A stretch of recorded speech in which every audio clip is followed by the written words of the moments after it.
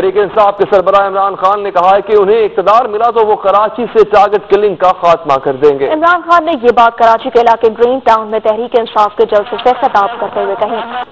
کراچی میں پاکستان تحریک انصاف کے ہونے والے جلسے میں جدید اسلحے کی سرِ عام نمائش کی جاتی رہی۔ پاکستان تحریک انصاف نے گرین ٹاؤن میں جلسہ کیا جس میں عمران خان نے اپنے خطاب میں پولیس کے نظام کو کڑی تنقید کا نشانہ بنایا۔ تاہم اس جلسے میں اسلحے کی نمائش پر پابندی کے باوجود کارکنوں نے جدید اسلحے کی سرِ عام نمائش کی اور ہتھیاروں کا تبادلہ بھی ہوتا رہا۔ اس موقع پر پولیس افسر بھی خاموش تماشائی بنے کھڑے رہے اور کوئی ایکشن نہیں لیا گیا۔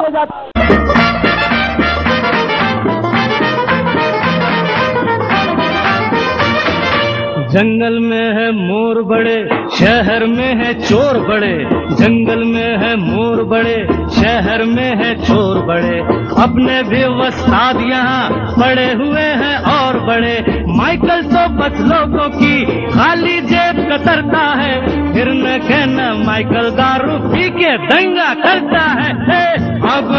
عمران خان کی تقریب میں آمد پر ان کے ہمراہ آنے والے متعدد افراد کھلے عام جدید آتشی ہتھیاروں کی نمائش کر رہے تھے۔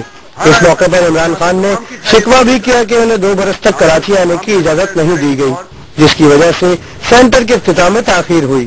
تحریک انصاف کے سربراہ نے کراچی میں دیگر پروگرامز میں بھی شرکت کی۔ اس موقع پر بھی ان کے ہمراہ مسلح افراد موجود تھے۔